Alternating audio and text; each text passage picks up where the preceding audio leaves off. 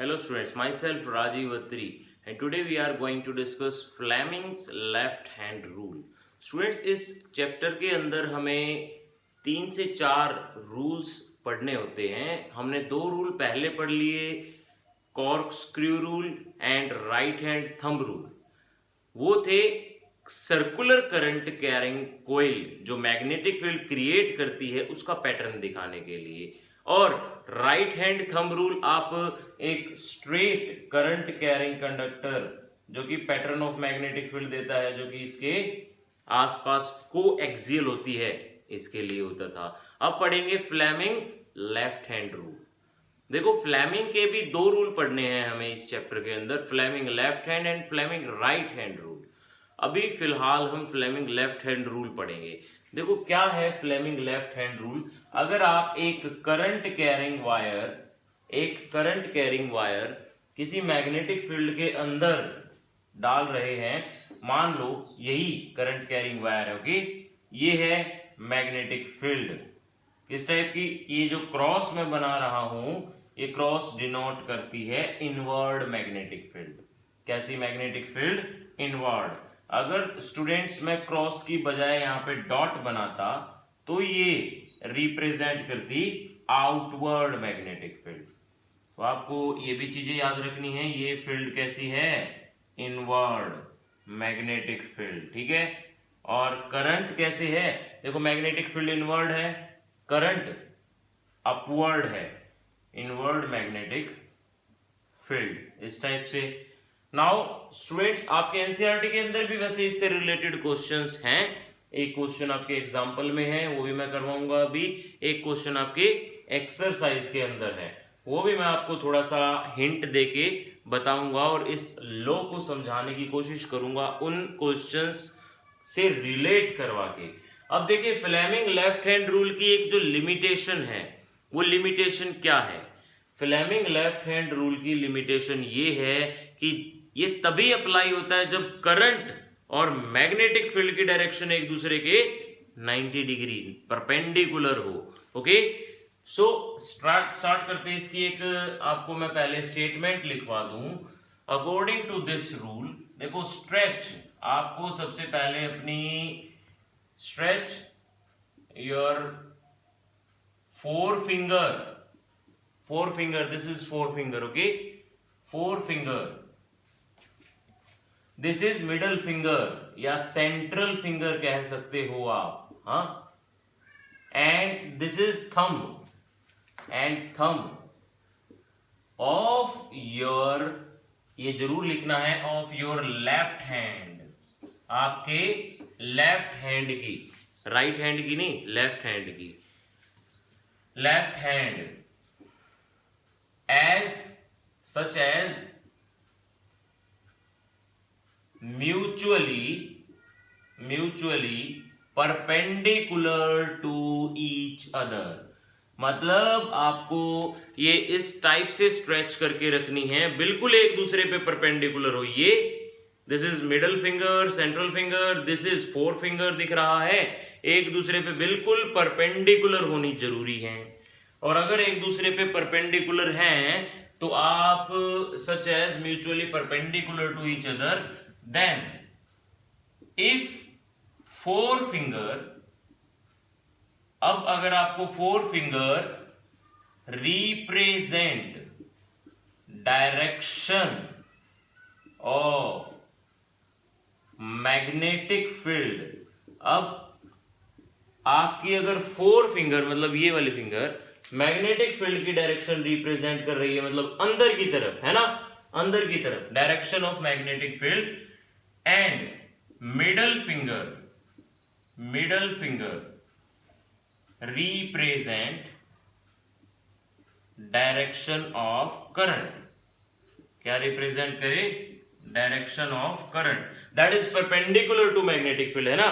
This is four finger अंदर की तरफ, दिस इज मिडल फिंगर ऊपर की तरफ, ऐसे. Then thumb pointed along the direction of force experienced by that wire, मतलब ये वायर इस टाइम पे इस डायरेक्शन में फोर्स फील करेगी, और जो भी फोर्स फील करेगी वो मैग्नेटिक फोर्स बोला जाएगा, मैग्नेटिक फील्ड के कारण लग रहा है इसलिए।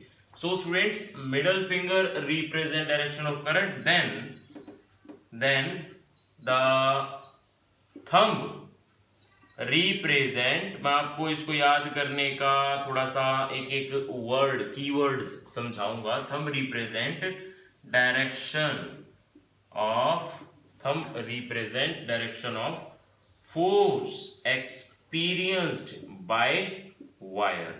देखो कीवर्ड्स क्या हैं, कीवर्ड्स यही हैं, F for field, F for four finger, C for central finger, C for current, T for thumb, T for thrust, और थ्रस्ट होता है नॉर्मल फोर्स। यहां पे भी नॉर्मल फोर्स लग रहा है ना, परपेंडिकुलर फोर्स। मतलब थ्रस्ट हमने कहां सीखा था, थर्ड थ्रस्ट हमने फ्लूइड 9th क्लास के फ्लूइड चैप्टर में सीखा था कि what is buoyant force.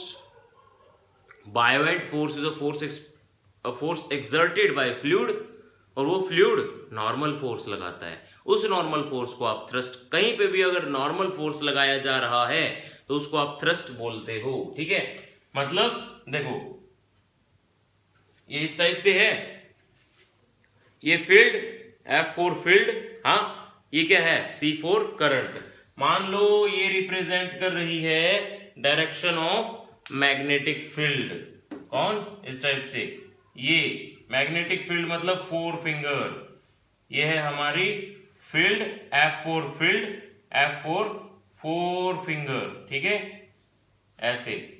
And ये रिप्रेजेंट कर रही है ऐसे इसी के परपेंडिकुलर, बिल्कुल परपेंडिकुलर ऐसे, देखो परपेंडिकुलर ऐसे 3D में बनाना थोड़ा सा हो सकता है टिपिकल हो, बट बिल्कुल परपेंडिकुलर। ये रिप्रेजेंट करेगी direction of current, C for current and C for central finger, middle finger.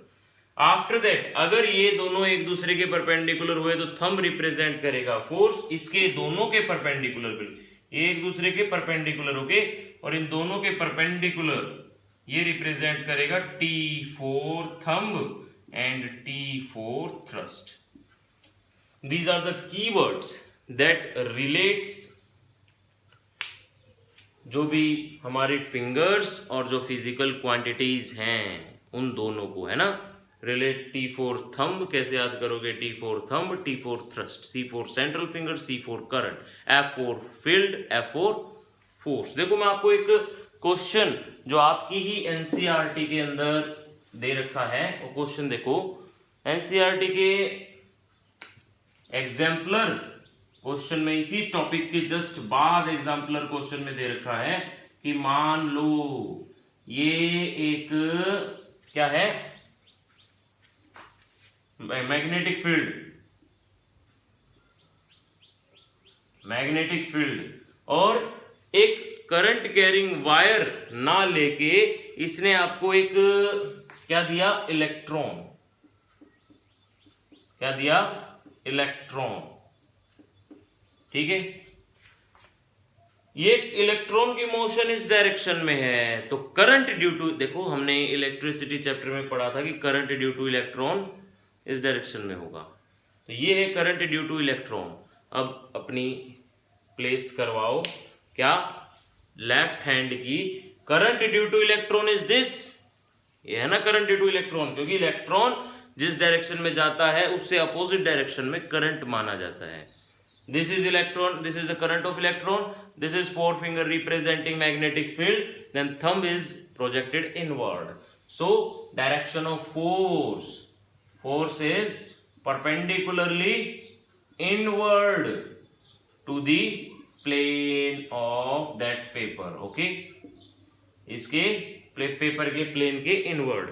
ऐसा ही एक और क्वेश्चन आपके एनसीईआरटी के एक्सरसाइज क्वेश्चन के अंदर गिवन है, वो क्वेश्चन भी देख लेते हैं। देखो आपको बोला कि आप एक मैग्नेटिक फील्ड के चैम्बर में बैठे हो, चैम्बर में भी किस टाइप से बैठे हो, आपकी जो है कमर ये एक दीवार के अक्रॉस है इस टाइप से, ये, या मान लो आप यहां पे बैठे हो, ये आपकी कुर्सी लगा दी है ऐसे, ठीक है, यहां पे बैठे हो, मतलब कमर जो है एक दीवार के अक्रॉस है, और मैग्नेटिक फील्ड लाइन कैसे है, अब आपकी कमर से मतलब पीछे वाली दीवार से आगे वाली दीवार तक मैग्नेटिक फील्ड लाइन जा रही है, ठीक है। अब एक इलेक्ट्रॉन की बीम आई, इलेक्ट्रॉन की बीम आई, मान लो टॉप टू बॉटम, इसके टॉप से बॉटम तक इलेक्ट्रॉन की बीम आई, कहां से, टॉप टू बॉटम, और टॉप टू बॉटम जो भी मैग्नेटिक, जो भी ये इलेक्ट्रॉन की बीम आई, तो अब बताओ आप इस बीम के ऊपर फोर्स किस डायरेक्शन में लगेगा, टॉप से बॉटम आ रही है, मैग्नेटिक फील्ड ऐसे है, तो F4 फील्ड तो ऐसे है, और ये जो बीम आई ऐसे आई, तो ऑब्वियसली, और बिकॉज ये इलेक्ट्रॉन की बीम है, इलेक्ट्रॉन की बीम है, रिमाइंड दैट इलेक्ट्रॉन की बीम है, तो अब करंट की डायरेक्शन नहीं ये मानी जाएगी, इलेक्ट्रॉन की बीम है तो डायरेक्शन ऑफ करंट दिस, और मैं ऐसे ही बैठा हूं, पीछे से आगे मैग्नेटिक फील्ड आ रही है, ये रही मैग्नेटिक फील्ड, और because electron beam top to bottom आ रही थी, तो बॉटम से टॉप तक करंट की डायरेक्शन मानी जाएगी, तो thumb represent along left hand side, मेरे लेफ्ट हैंड साइड के अलोंग, है ना, तो इसके पर्सन के लेफ्ट हैंड साइड के अक्रॉस क्या लगा होगा, मैग्नेटिक फोर्स। तो इस टाइप से आपके में क्वेश्चन आ सकते हैं, और अगर ये समझ में आई है फ्लेमिंग्स लेफ्ट हैंड रूल तो लाइक जरूर करें, अगर नहीं आई है तो डाउट कमेंट सेक्शन में डालें। Okay, thank you for watching.